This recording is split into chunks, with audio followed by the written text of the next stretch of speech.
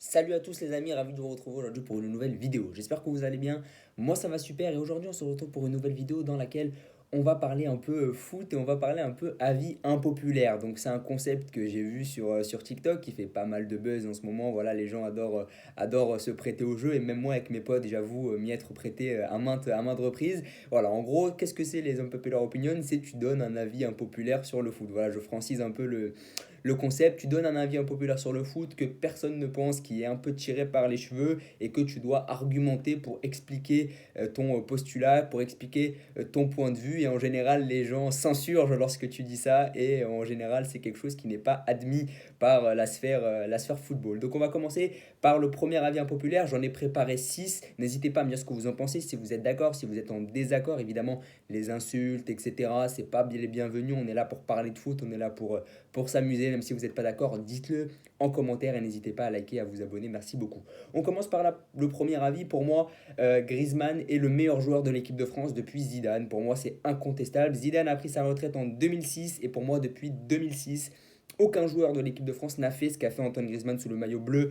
Euro 2016, il marque 6 buts, il nous emmène en finale. Là, c'est vraiment Griezmann Prime. Coupe du Monde 2018, il marque en finale de la Coupe du Monde. Je crois même qu'il fait une passe D, si je ne me trompe pas. Non, je crois qu'il fait le coup franc qui précipite la tête de Mandzukic contre son camp. Voilà, là aussi, Coupe du Monde 2018, c'était une des pièces maîtresses du système Deschamps. Même à l'Euro 2021, je ne l'ai pas trouvé spécialement mauvais, c'était pas le plus mauvais de l'équipe de France, il a même fait une passe D je crois. Ensuite, face à la Suisse, je crois qu'il fait une passe D, je suis pas sûr, mais voilà, encore décisif à l'Euro. Et puis là, il fait une Coupe du Monde tout simplement incroyable dans un poste qui n'est pas le sien. Voilà, il a dû se repositionner, il joue plus bas, il récupère des ballons, il se projette vers l'avant. Donc c'est vraiment un joueur qui a apporté énormément à l'équipe de France, même sa Coupe du Monde 2014, où il était arrivé un peu en jeune pépite pour remplacer Ribéry. Il est venu vraiment en surprise et il avait impressionné, il avait même touché toute la France lorsqu'il a pleuré face à l'Allemagne. Moi, vraiment, depuis Zidane, je n'ai jamais vu une telle régularité et un joueur faire de telles performances. Coupe du Monde 2014, Euro 2016, Coupe du Monde 2018 et là, Coupe du Monde 2022, c'est vraiment un joueur de très très grande qualité. Pour moi, depuis Zidane, c'est le meilleur. Ensuite, pour les supporters de l'OM, petit avis impopulaire, pour moi, Payet est très surcoté par les supporters de l'OM. Moi, des fois, je vais au stade et lorsque le speaker prononce le nom Dimitri Payet, le stade se soulève comme si on avait prononcé le nom de Didier Deschamps ou de Basile Boli. C'est incroyable. J'adore Dimitri Payet, c'est un super joueur pour moi. Personnellement, c'est pas une légende de l'OM, mais c'est un grand joueur de l'OM. Mais qu'est-ce que tu retiens de Payet à l'OM? Il a joué quoi, 7, 8 saisons à Marseille. Qu'est-ce que tu retiens? Tu retiens un super match contre Lyon. Tu retiens un super but l'année dernière en Conference League. Tu retiens une super campagne en 2017-2018 de Ligue Europa. Mais sinon, qu'est-ce que tu retiens d'eux de Dimitri Payet à l'OM? Ce qu'on retient de Payet sur l'ensemble de sa carrière, c'est ce qu'il a fait à West Ham sur 6 mois. Il a joué 7 ans à l'OM, 1 an à West Ham. On retient juste ces 1 an à West Ham. Voilà, là où il a fini 17ème du Ballon d'Or et là où il a été incroyable. Mais à l'OM, qu'est-ce qu'il a fait pour qu'il soit aussi apprécié, pour qu'il soit hissé au rang de légende de l'OM? Qu'est-ce qu'il a fait? Est-ce qu'il a fait plus que les vraies légendes de l'OM, que sont Basile Boli, que sont Didier Deschamps? Est-ce qu'il a fait plus que ces joueurs-là? Non. Pour moi, ça reste quand même en dessous. Pour moi, ça reste en dessous d'un Mandanda à Marseille, par exemple.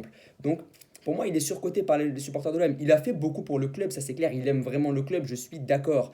Maintenant, c'est pas un joueur pour moi qui est une légende de l'OM et je trouve qu'il est un peu surcoté dans le sens où c'est quand même pas non plus quelqu'un qui a fait énormément pour le club. Il est bon, certes, il nous a marqué par quelques actions, par quelques fulgurances sur des demi-saisons, etc. Mais une saison pleine de paillettes, 3 saisons de suite pleines de paillettes, j'ai pas le souvenir qu'il en ait fait énormément. Ensuite, c'est deux avis impopulaires en un. Le premier, c'est Rongier. Pour moi, Valentin Rongier, le milieu de l'OM, n'a rien à envier à Youssouf Fofana. Je suis désolé. Quand je vois que Youssouf Fofana, le joueur de Monaco, a été appelé à la Coupe du Monde, il avait fait un très bon match lorsqu'il avait été appelé par Didier Deschamps au rassemblement juste avant la Coupe du Monde. Là, c'est lui qui rentre aussi des fois en jeu. Il n'est pas rentré contre les Anglais, mais souvent c'est lui qui rentre en jeu pour un peu stabiliser le milieu de terrain et faire souffler Chouameni ou Rabiot. Pour moi, Youssouf Fofana, je le trouve pas spécialement meilleur que Rongier. Je regarde les matchs de Rongier, je regarde les matchs de Fofana.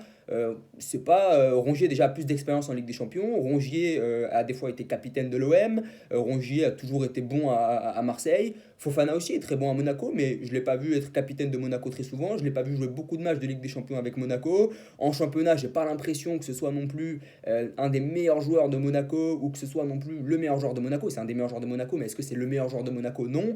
Est-ce que c'est vraiment un des meilleurs milieux de terrain qu'on ait en Ligue 1? Je pense pas. Pour moi, si Deschamps a appelé Youssouf Fofana, il devrait appeler Rongier, ou il aurait dû, je pense que Rongier aurait dû rentrer dans l'équation. Ce que je veux dire, c'est pas que Rongier est largement meilleur que Fofana, c'est juste que pour moi, Rongier n'a rien à lui envier de particulier. Qu'est-ce que Fofana a dans son jeu que Rongier n'a pas? C'est ça la question. Et pour moi, après, c'est un peu le fait que je suis supporter de l'OM, mais pour moi, il n'a pas non plus grand-chose à envier. Et ensuite, pourquoi c'est deux avis impopulaires en un? Parce qu'il y en a un autre. Pour moi, Guendouzi est pas forcément moins bon que Chouameni. C'est-à-dire que pour moi, Guendouzi n'est pas forcément un joueur qui est deux trois crans en dessous de Chouameni. Pour moi, Chouameni est meilleur que lui, ça c'est sûr, mais sur une échelle de 1 à 10, je dirais que Chouameni c'est 8 et que Guendouzi c'est 6. Pour moi, Guendouzi, il n'a pas non plus tout à envier à Chouameni. Je ne trouve pas qu'il y ait deux trois classes d'écart entre les deux joueurs. Pour moi, oui, Chouameni est meilleur, il joue au Real, il est titulaire en équipe de France, il vient de marquer contre l'Angleterre, alors que Guendouzi est sur le banc et le regarde jouer, je suis d'accord. Mais pour moi, je ne trouve pas que Chouameni soit non plus trois quatre crans au-dessus de lui. Surtout, vu les performances qu'affiche Guendouzi à l'OM, je trouve que son traitement en équipe de France, bah, c'est assez mal exploité par Didier Deschamps. Je ne pense pas que son style colle vraiment à l'équipe de France, c'est pour ça qu'il ne joue pas. Mais est-ce qu'en termes de talent, il est vraiment largement en dessous de Chouameni? Je ne pense pas. Qu'on se le dise, Chouameni est meilleur, évidemment. Mais je ne pense pas qu'il y ait non plus deux trois classes d'écart comme on veut bien nous le faire croire. Ensuite, on va parler un peu légende italienne. Buffon est une légende, certes, selon moi, mais il est quand même un peu surcoté. Buffon, qu'est-ce que c'est? Buffon, c'est une Coupe du Monde en 2006. Mais après, qu'est-ce que c'est? C'est quand même deux finales de Ligue des Champions perdues avec la Juve. C'est quand même un passage au PSG dont on se serait vraiment bien passé. Qu'est-ce que c'est ensuite? C'est quand même élimination en poule en 2010 avec l'Italie, élimination en poule en 2014 avec l'Italie, même pas qualifié pour la Coupe du Monde 2018 avec l'Italie. Donc, Buffon, oui, est une légende parce que c'est quand même un énorme gardien. Pour moi, il est top 4, top 5 des plus grands gardiens de l'histoire. Mais est-ce que c'est vraiment la légende incroyable ou meilleur gardien de tous les temps devant Neuer, devant Casillas, devant même Peter Cech? Je pense pas. Je pense quand même que ça reste en dessous parce qu'il y a beaucoup d'échecs. Deux finales perdues avec la Juve en Ligue des Champions, non-qualification avec l'Italie pour la Coupe du Monde 2018, ce qui est quand même historique. Et finalement, si tu lui enlèves cette Coupe du Monde 2006, qu'est-ce qui reste de Buffon? Ça, c'est vraiment la question. Mais c'est une légende, donc on se le dit, c'est un très très grand gardien, c'est un des meilleurs de tous les temps. Mais il est quand même un peu surcoté. Ça reste en dessous de Neuer, ça reste en dessous de Casillas.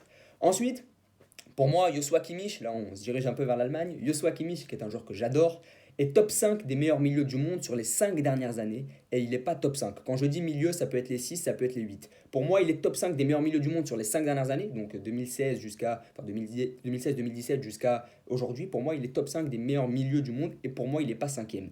Qui est devant? Modric est devant. Kroos est devant. De Bruyne est devant. Mais après, qui est devant lui?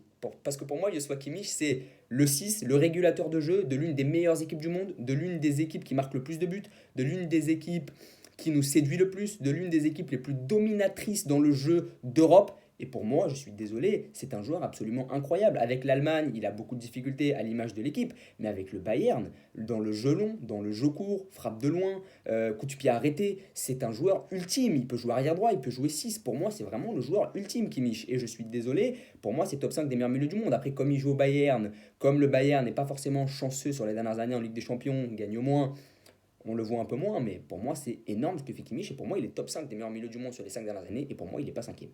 Ensuite, dernier unpopular opinion, pour moi, Kamavinga est loin d'avoir le niveau de Bellingham, Pedri ou Musiala. Pour moi, c'est un milieu très très talentueux. Il a énormément de qualité, que ce soit physique, que ce soit technique. Il joue quand même au Real Madrid. Mais je pense que comme titulaire au Real Madrid, il n'a pas le niveau encore. Voilà, Tchouaméni est venu directement, a pris la place.